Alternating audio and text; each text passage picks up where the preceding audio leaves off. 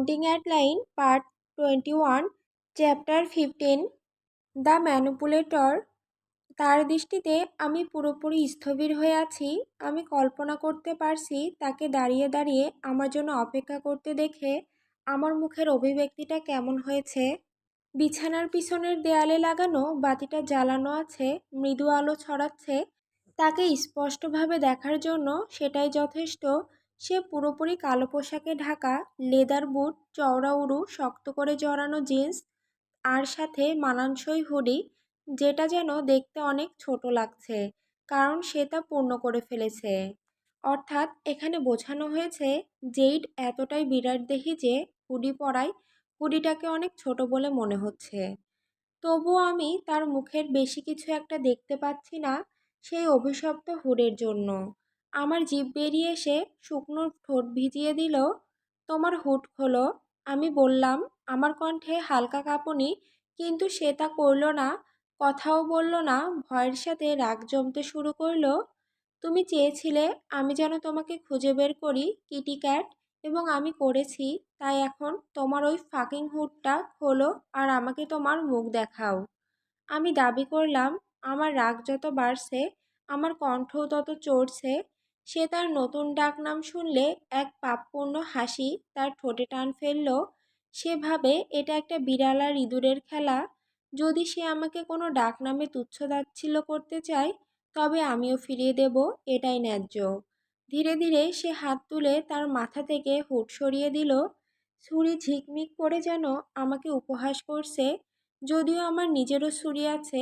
আমার মধ্যে যে বিজয়ের অনুভূতি এসেছিল সেটা গরম ফ্রাই প্যানে মাখনের মতো গলে গেছে। এতদিনের ভয় আমার 3 গুণ বেড়ে গেল। তার মুখটা আমি যা দেখেছিলাম তার থেকে আলাদা।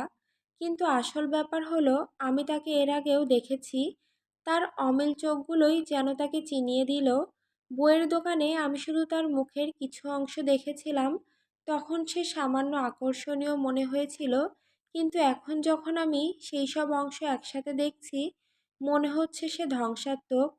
তার ডান চোখে মাঝরাতের আকাশের চেয়েও অন্ধকার, আর আরেকটায় তার একেবারে বিপরীত। তার বাম চোখ এতটাই রংহীন যে প্রায় সাদা। কপালের মাঝ থেকে শুরু হওয়া কাটা দাগ সোজা নেমে গেছে সেই সাদা চোখ ভেদ করে গাল পর্যন্ত, যেটা আমি বইয়ের দোকানে দেখার পর থেকেই ভুলতেই পারিনি। তবে কুৎসিত কাটা দাগ থাকা সত্ত্বেও এটা তার পরিপূর্ণ সৌন্দর্যকে আরও বাড়িয়েছে। এত ধারালো চোয়াল যে এটা দিয়ে হীরা কেটে ফেলা যায়। একদম সোজা, অভিজাত নাক, পূর্ণ ঠোঁট, ছোট কালো চুল, হাত চালানো যায় এমন লম্বা। এটা ভুল, একেবারেই ভুল। আমার একজন স্টকারের প্রতি আকৃষ্ট হওয়া উচিত নয়। তার উপস্থিতি এতটাই তীব্র যে মনে হচ্ছে যেন সে 10 ফুট লম্বা, আর তার ছায়া ছাদ বেয়ে উঠে আমার দিকে এগিয়ে আসছে। এই ঘরটা তার জন্য ক্ষুদ্র লাগছে। তার সাথে আমি নিজেকেও ক্ষুদ্র বোধ করলাম। সে আমার দিকে এক পা বাড়ালো, তার ঠোঁটে এখনো সেই বাঁকা কৃত্রিম হাসির আভাস। আমি এক পা পিছিয়ে গেলাম। অবশেষে আমার সহজাত বুদ্ধির পুরোপুরি বিপথে না গিয়ে এই রাতের প্রথম বুদ্ধিদীপ্ত কাজটা করলাম। কি হলো, কথা হারিয়ে ফেলছো নাকি, লিটল মাউস? আমি অল্পক্ষণের জন্য চোখ বন্ধ করলাম। তার কণ্ঠ আমাকে ভিজিয়ে দিচ্ছে। সেই ঢেউয়ে আমার শরীরের লোমগুলো দাঁড় করিয়ে দিল। সেই শব্দটা তার কালো চোখের মতোই গভীর। আমি আবার গিলে ফেললাম। নিজের জিভেই শ্বাসরোধ হচ্ছে। মনে হচ্ছে আমার জিভ দ্বিগুণ বড় হয়ে গেছে। তুমি আমার থেকে কি চাও? আমি কষ্ট করে বললাম। সে আমার দিকে শিকার খোঁজার মতো করে এগোচ্ছে। আমার মেরুদণ্ড টানটান হচ্ছে। হৃৎপিণ্ডের ভালভে গ্যালনেরও বেশি ভয় পাম্প হলেও আমি স্থির থাকার চেষ্টা করলাম। সে কাছে আসলেই আমি তাকে ছুরি দিয়ে আঘাত করব। গলায় লক্ষ্য করো, অ্যাডি। তার সাথে আমার চোখাচোখি হতেই সব চিন্তা উবে গেল। সে তার সম্পূর্ণ দেহ আমার গায়ে চেপে ধরল।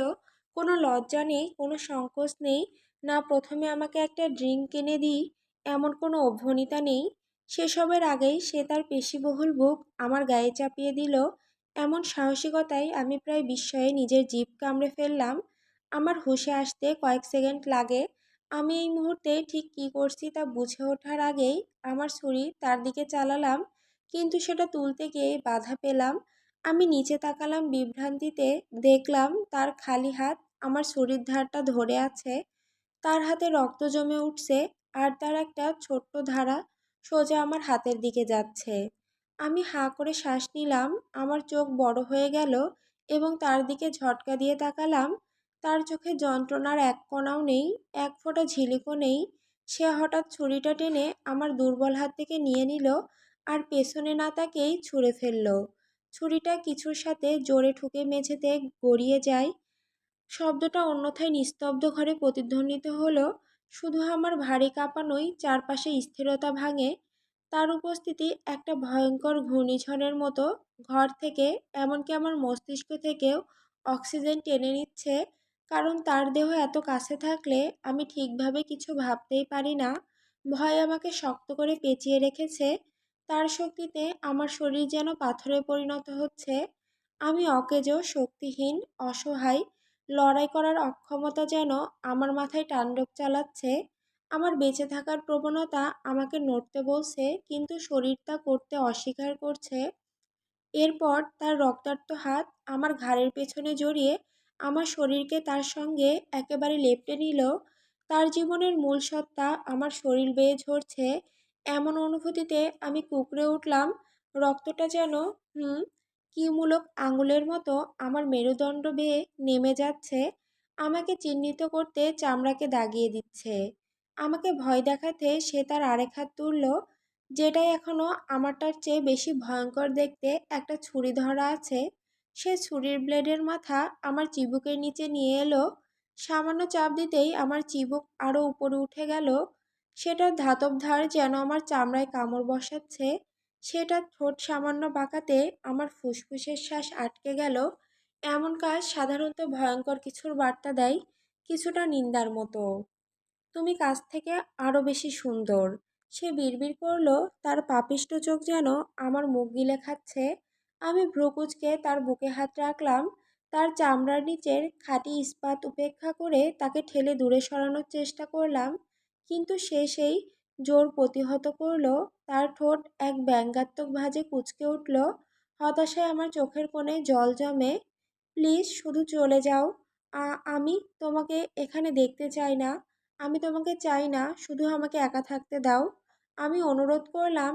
এটা এমন লাগছে যেন আমি আমার বুকে হাত ঢুকিয়ে আমার অহংকার ছেড়ে মেঝেতে ছুঁড়ে ফেলছি। কিন্তু এই মুহূর্তে আমার অহংকারের কোনো দাম নেই। আমি শুধু চাই এই মানুষটা চলে যাক। সে আরও কাছে চেপে এলো। তুমি কি কান্না করবে, অ্যাডি? সে ব্যঙ্গ করে বলল। আমার হাত এখনো শক্ত করে তার বুকে চাপা আছে। তার হৃদয় আমার তালুর নিচে দ্রুত ধাপাচ্ছে, যেটা আমাকে থামিয়ে দিল। যদি আমি ভালোভাবে না জানতাম, আমি আসলেই ভাবতাম যে সে আসলে তেমন অপ্রভাবিত নয় যেমনটা সে দেখায়। না, আমি মিথ্যা বললাম। সে চলে গেলে আমার চোখের জল ফেলতে কোনো সমস্যাই হবে না, কিন্তু আমি তাকে আমার কোনো দুর্বলতা দেখাতে চাই না। সে আমাকে এক বন্য দাঁত বের করা হাসি দেখালো। আমার চিবুক থেকে ব্লেড সরিয়ে তার হাত আমার ঘাড়ের পেছন থেকে নামিয়ে আনলো। সে দূরে সরে যেতেই আমি ঠান্ডা আর স্বস্তির মিশ্রণ অনুভব করলাম। কিন্তু তারপরেই সে আবার ফিরে এলো। আমার পাশে দাঁড়াতেই তার চোখের তীব্রতা আমাকে আটকে ফেললো। তার বুক আমার হাত ছুঁয়ে গেল। তার থেকে চামড়া আর ধোঁয়ার মতো গন্ধ আসছে, একদম মাতাল করার মতো। সে আমাকে মাতাল করছে। ভয়েরও একটা স্বাদ আছে, টক পোড়া ধাতুর মতো। এটা আমার জিহ্বাকে অসাড় করে তুলছে। শুধু আমার জিহ্বা নয়, আমার পুরো সত্তাকে। আমি এতটাই ভয় পাচ্ছি, কিন্তু তবুও আমি তার দ্বারা গ্রাসিত। আমার মাথা সোজা রাখলাম, কিন্তু তাকে আমার দৃষ্টিসীমার বাইরে যেতে দিলাম না। সে আমার দিকে ঝুঁকে পড়ে, তার ওজন আমার উপর চাপালো। আমি তার শক্তির বিরুদ্ধে লড়াই করছি, তাকে দূরে ঠেলতে পারলাম না, বরং সে যেন আমাকে শুষে নিচ্ছে। তার ঠোঁট আমার কান ছুঁয়েই এক গরম নিঃশ্বাস আমার চামড়ার উষ্ণ করে তুলল। আরেকটা শিহরণ আমার মেরুদণ্ড কাঁপিয়ে দিল। আমি তোমাকে খেতে চাই, সে ফিসফিস করলো। আমার ঠোঁট কেঁপে উঠল। আমি সেই বিশ্বাসঘাতক ঠোঁটটা দাঁতের ফাঁকে চেপে ধরলাম, যদি এভাবে আমার দুর্বলতা ধরা না পড়ে, এই আশায়। আমি যখন তার দিকে এক ঝলক তাকালাম, দেখলাম তার চোখ আমার চোখের দিকে আটকে আছে। তুমি কি আমাকে মেরে ফেলতে এসেছো? আমি নিচু স্বরে জিজ্ঞাসা করলাম। আমার শরীরের কাঁপুনি লুকাতে মরিয়া চেষ্টা করছি, কিন্তু বারবার আমি ব্যর্থ হচ্ছি। ধীরে ধীরে সে মাথা নাড়ল। আমি কেন সেটা করব? আমি এর উত্তর কিভাবে দেব বুঝতে পারছি না। সে চালিয়ে গেল, আমি তোমাকে মারব না লিটল মাউস। আমি তোমাকে রাখতে চাই। কিন্তু যদি আমি তোমাকে না চাই? সে হাসলো, তুমি চাইবে। আমি মুখ খুললাম, তাকে আর তার মাকে নিয়ে কিছু বলার জন্য প্রস্তুত হলাম, কিন্তু সে তার হাত বাড়িয়ে আমার নিচের ঠোঁটে আঙুল বুলিয়ে দিয়ে সেটা রূঢ়ভাবে টেনে নিতেই কথাগুলো আমার জিভেই মরে গেল। হুম।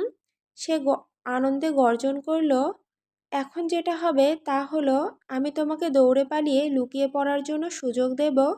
যদি আমি তোমাকে খুঁজে পাই তাহলে আমি তোমাকে পানিশমেন্ট দেব, আর যদি না পাই তাহলে কোনো পানিশমেন্ট হবে না, আর আমি চলে যাব। আমি চোখ শক্ত করে বন্ধ করলাম। মৃগী রোগের মধ্যে একটুখানি আশার সুতো বোনার মতো অনুভূতি। আমি এই বাড়িটাকে হাতের তালুর মতো চিনি, এমনকি ভালো লুকানোর জায়গাগুলো সম্বন্ধে জানি। নিচের ফ্লোরের ওই করিডোরে দুটো শোবার ঘর আছে। প্রথম শোবার ঘরের ক্লোজেটের পিছনে ছোট্ট একটা নিরিবিলি স্থান আছে। আমার শরীর অনেক কষ্টে সেখানে ফিট হয়, কিন্তু সব সময় আমি আর নানি লুকোচুরি খেললে সেখানে লুকাতাম। ঠিক আছে, আমি ফিসফিস করলাম, জেতার আগ পর্যন্ত কতক্ষণ খুঁজবে আমাকে? সে হাসলো, তোমার অ্যাশ আমার হাঁটুর ওপর পড়ার আগে আমি তোমাকে 5 মিনিট সময় দেব। আমি ঝটকা মেরে মুখ ফিরিয়ে নিলাম তার হাত থেকে। সে আমাকে ছেড়ে দিল, কিন্তু তার মুখের হাসি আরো বড় হলো। তোমার সময় এখন শুরু, অ্যাডেলাইন। ভালো করে দৌড়িও। আমি আর এক মুহূর্ত দেরি করলাম না, ঘুরে দাঁড়িয়ে দৌড়ে বের হয়ে গেলাম। জোরে বন্ধ করে দিলাম পিছনের দরজাটা। এটা করার সময় দেখতে পেলাম তার মুখে অমোদিত দৃষ্টি, কিন্তু তাতে পাত্তা দেওয়ার আমার সময় নেই। আমি সরাসরি সিঁড়ির দিকে গিয়ে হালকা পায়ে নেমে আসলাম দ্রুত গতিতে। অর্ধেক নামতেই আমি প্রায় সামনে পড়েই যাচ্ছিলাম। অল্পের জন্য রেলিং ধরে নিজেকে সামলে নিলাম, কিন্তু কিসকিস শব্দটা বেশি জোরে বেরোতে দিলাম না। আমার বমি করতে ইচ্ছে করছে। অ্যাড্রিনাফিল আর ভয় আমার স্নায়ুকে তীব্রভাবে কামড়াচ্ছে। বামে ঘুরে করিডোরের দিকে গেলাম, এরপর প্রথম শোবার ঘরে ঢুকলাম। আর ঠিক তখনই উপরের দিক থেকে ভারী পায়ের শব্দ শোনা গেল। আমার হৃদয় আরও অস্বাভাবিক দ্রুত ধাপাচ্ছে। ক্লোজেটের দরজা টানতেই আমার হাত প্রচণ্ডভাবে কাঁপতে থাকলো। ধাতব বস্তুর শব্দগুলো আমার এলোমেলো তাই কেঁপে উঠছে। একটুখানি তুচ্ছ শব্দ, কিন্তু মনে হচ্ছে যেন আমার হাড়গোড় ভেদ করে বজ্র গর্জন করছে। একটা গভীর নিঃশ্বাস নিয়ে আমি আমার শরীরটাকে শান্ত করতে বাধ্য করলাম। এরপর ক্লাসেটের দরজা বন্ধ করে আমি তাড়াতাড়ি ঢুকে পড়লাম সেই ছোট্ট ঝুপড়ির ভেতর। আমি আতঙ্কিত, আমার বুক আটসাঁট হয়ে আছে, অদ্ভুতভাবে কাশি দিতে ইচ্ছা করছে। এর কারণ হয়তো বা আমার শুকনো গলা ধীরে ধীরে বন্ধ হয়ে আসছে। আমি গলা আঁচড়াতে চাইলাম, মাংসপেশিগুলো জোর করে খুলে অক্সিজেন নিতে চাইলাম। যা নিতে আমি মরিয়া হয়ে উঠেছি। এইসব মাথার ভেতর। শ্বাস নাও অ্যাডি, শ্বাস নাও। সে আমাকে এখানে খুঁজে পাবে না, নানিও কখনো পায়নি। তার পায়ের শব্দ উপর থেকে মিলিয়ে গেছে, মানে সে সম্ভবত নিচে নেমে এসেছে। আমি ঠোঁট শক্ত করে কামড়ে ধরলাম। লোহায় পরিপূর্ণ একটা স্বাদ যেন মুখে ভরে গেল। তবুও আমি কামড়াতে থাকলাম। হালকা ও স্পষ্ট আওয়াজ ভেতরে ঢুকলো। মিনিট কেটে গেলে আমার শ্বাস ধীরে ধীরে শান্ত হলো, কিন্তু তারপরে আমি শুনতে পেলাম দরজা ধীরে কেঁপে কেঁপে খুলছে। আর আমার শ্বাস থেমে গেল। কোনো শব্দ বের না করতেই আমি মুখে হাত চেপে ধরলাম, এমনকি যদি তাতে আমি মরেও যাই তারপরও। ক্লোজেটের দরজা সরে গেল। তার গন্ধে ভরে উঠল ছোট্ট ঘরটি। চামড়া আর ধোঁয়ার আভাস, আরও কিছু, এমন কিছু যা সাধারণ আমার চোখে ঘুরিয়ে দেয়। যদি এটা এত বিরক্তিকর আর দমবন্ধকর না হতো। এখন বেরিয়ে আসতে পারো বেবি। সে নিঃশ্বাস ফেলল, তার কণ্ঠস্বর কর্কশ আর গভীর। ও না, না না না। আমি নড়লাম না। আশা করি সে শুধু আন্দাজ করেছে। আমি তোমার গন্ধ পাচ্ছি, সে বলল। এইমাত্র যা শুনলাম তা যদি সবচেয়ে আতঙ্ককর জিনিস না হয়, তবে আর যে কি আছে জানি না। আমি কোণের পাশ দিয়ে উকি দিলাম, দেখলাম সে ক্লোজেটের দরজার মুখে দাঁড়িয়ে আছে, আমার দিকে তাকাচ্ছে না। তার মাথাটা নিচু, মাটির একটা এলোমেলো জায়গার দিকে চেয়ে আছে। তোমার জন্য মাত্র 10 সেকেন্ড আছে, তারপর আমি নিজে এসে তোমাকে টেনে বের করব। সে এক পা পেছালো, আর তৎক্ষণাৎ আমি সিদ্ধান্ত নিলাম এবার ঝুঁকি নিতে হবে। আমি হঠাৎ দৌড়ে বেরিয়ে গেলাম, তাকে পাশ কাটিয়ে দরজার দিকে এগোলাম। সে গভীর নিষ্ঠুর হাসি ছাড়ল। এই আওয়াজটাই আমি আমার জীবনের বাকি সময়গুলোর দুঃস্বপ্নেও শুনবো। কিন্তু আমি থামলাম না, করিডোর দিয়ে দৌড়ে সামনে দরজার দিকে গিয়ে সেটাকে তালাবদ্ধ পেয়ে হাঁপ ছাড়লাম। তুমি ওই দরজা খোলার চেষ্টা করলেই তার পরিণতি খারাপ হবে। সে সতর্ক করলো। তার এতটা কাছে থাকা আমাকে চমকে দিল। ডেড বোল্ট নবাব চেইন খোলার মতো সময় নেই, সে অনেক বেশি কাছে। সূর্যঘর, ওখানে একটা পিছনের দরজা আছে যেটা বাইরের দিকে যায়। আমি ঘুরে চোখের কোণ দিয়ে দেখলাম আমার সেই ছায়া। আমি যে করিডোর দিয়ে এসেছিলাম তার প্রবেশপথের কর্নার ঘুরছে। আমি লিভিং রুম পেরিয়ে ছুটে গিয়ে রান্নাঘর আর সেই দরজার দিকে গেলাম যা করিডোরের পেছনের দিকটা খোলে। প্রার্থনা করলাম যে যেন এই করিডোরে না থেকে থাকে। দরজাটা খুলে দিলাম, দেখলাম ফাঁকা, অন্তত আমার 5 ফুটের মধ্যে। তার পরের অন্ধকারের ভেতর আমি কিছুই দেখতে পাচ্ছি না। সরাসরি সূর্যঘরের দিকে এগিয়ে দরজা ভেঙে ঢুকলাম আর দেখলাম সে আগে থেকেই সেখানে আছে। যেই দরজা দিয়ে আমার বেরোনোর কথা তার অপর হেলান দিয়ে দাঁড়িয়ে আছে। আমি আমার পায়ের উপর ব্রেক কষে গতিবেগ থামালাম যাতে তার অপেক্ষামান বাহুর ভেতর ধাক্কা খেয়ে না পড়ি। আমি পিছিয়ে গেলাম, হৃদস্পন্দন ওঠানামা করছে আর মাথা ঘুরছে। সে বলল, তোমার ব্যাপারে আগে থেকেই সব কিছু বোঝা যায় লিটল মাউস। আমাদের এটার উপর কাজ করতে হবে। আমি সেখানেই দাঁড়িয়ে থাকলাম, জমে গিয়ে বোঝার চেষ্টা করলাম যে আমি এই বাড়ি থেকে বেরোতে পারবো না। সে অবিশ্বাস্য দ্রুত, কিন্তু সবচেয়ে ভয়ঙ্কর ব্যাপার হলো আমি তার পায়ের একটাও শব্দ শুনিনি। আমি হাতির মতো শব্দ করেছি আর সে ইঁদুরের মতো চুপচাপ। তুমি আমাকে ছুঁতে পারবে না, আমি হিস হিস করে বললাম, আমার দমিয়ে রাখা অশ্রুতে ভরা কণ্ঠস্বর কাঁপছে। চুক্তি তো চুক্তিই লিটল মাউস। সে রাতের আকাশের দিকে তাকালো। এখানকার জায়গাটা খুব সুন্দর, আমি মনে করি শাস্তিটাও এখানেই হওয়া উচিত, তাই না? মনে হচ্ছে আমরা আবার পুণ্যবৃত্তে ফিরে এসেছি। গর্জন করতে করতে আমি অবশেষে আমার শরীরকে জোর করে আবার দৌড়ে গেলাম করিডোর দিয়ে সিঁড়ির দিকে। হয়তো আবার কোনো জায়গায় লুকাতে পারবো, এমন কোথাও যেখানে এইবার সে আমাকে খুঁজে পাবে না। আমার মাথা সব রকম সম্ভাবনা ঘুরিয়ে ঘুরিয়ে দেখছে। যখন আমি ব্যানিস্টার ঘুরে সিঁড়ি বেয়ে উপরে উঠছি, একটা বাতাসের ফিসফিস আমার উরুর পেছনে লাগলো। আমি পেছনে তাকাতেই দেখলাম যে একেবারে আমার গোড়ালির পেছনে। আমি আবার একটা চিৎকার করে পা আরও দ্রুত চালালাম। সিঁড়ি বেয়ে উপরে উঠে করিডোরে ঢুকে দৌড় দিলাম।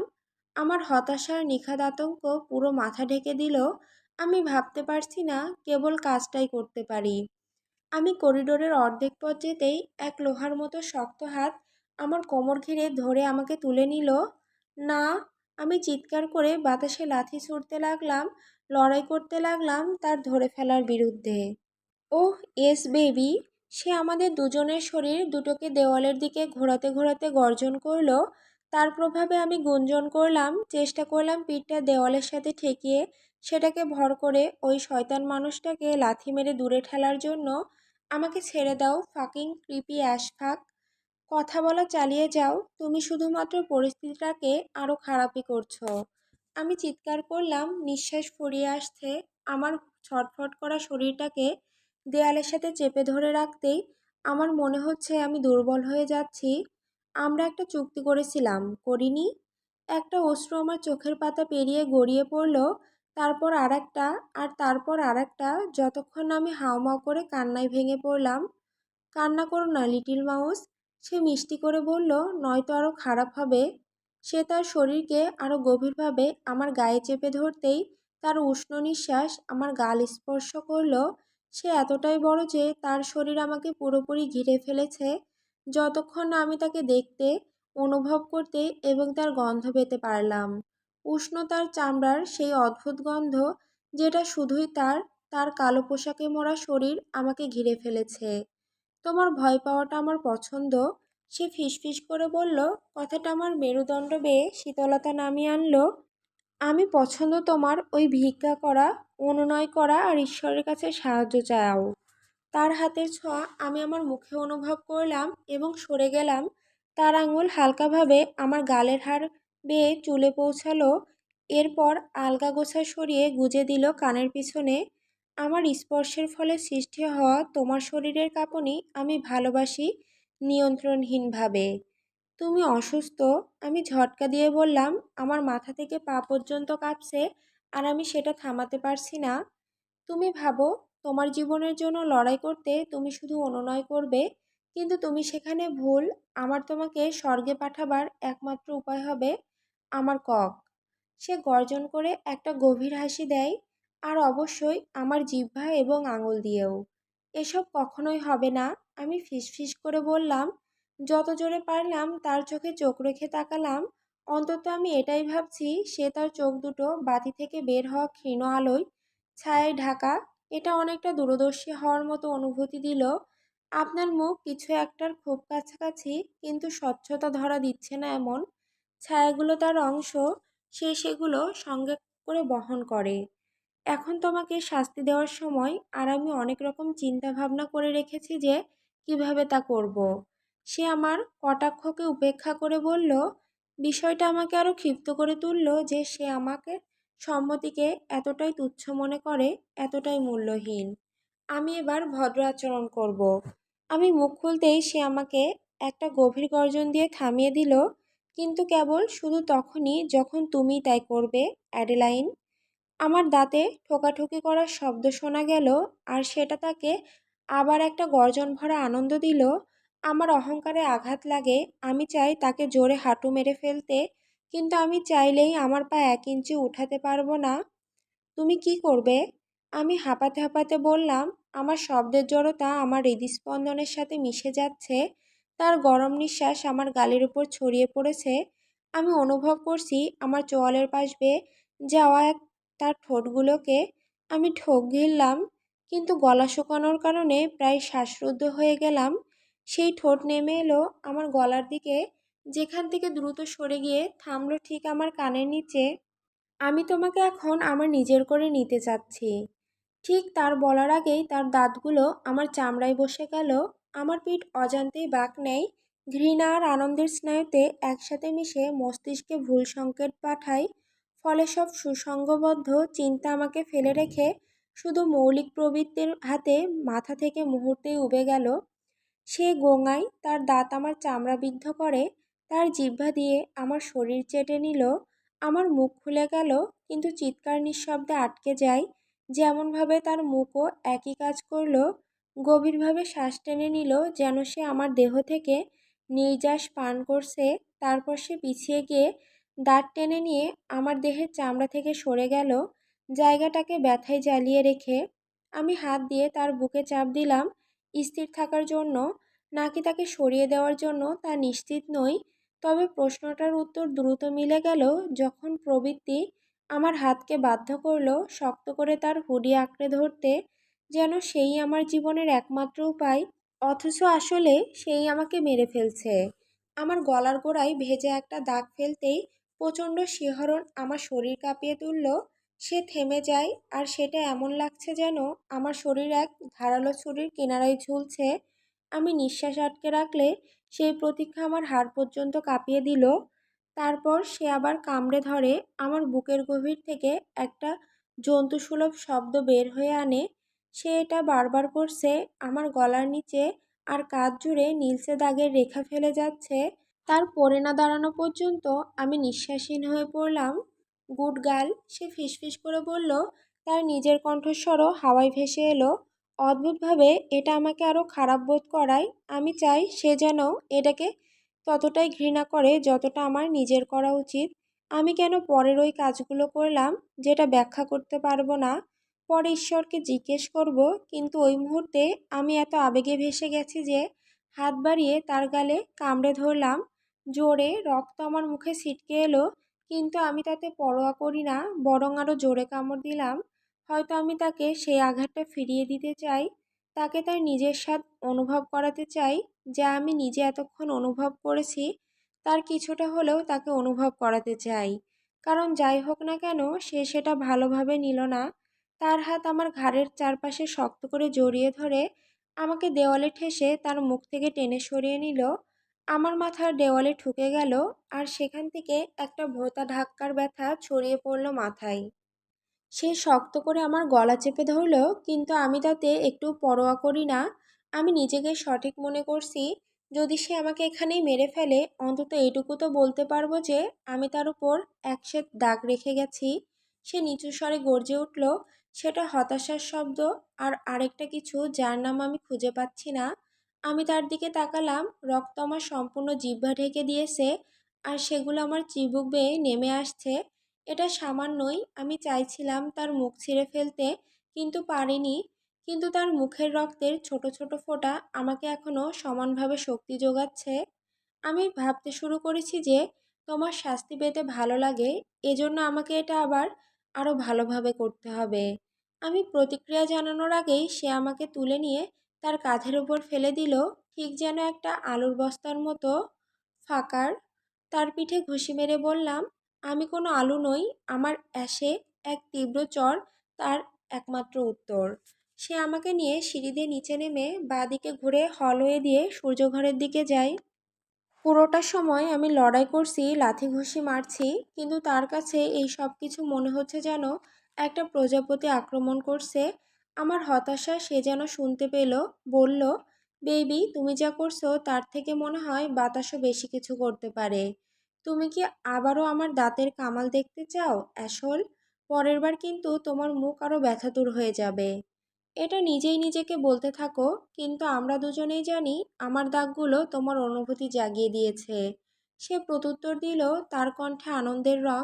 আমি গর্জে উঠলাম, বিরক্ত হয়ে গেলাম এই কারণে যে সে এতটাই শান্ত, আর এই কারণেও যে সে পুরোপুরি ভুল নয়। না বোকা, সেই ভুল।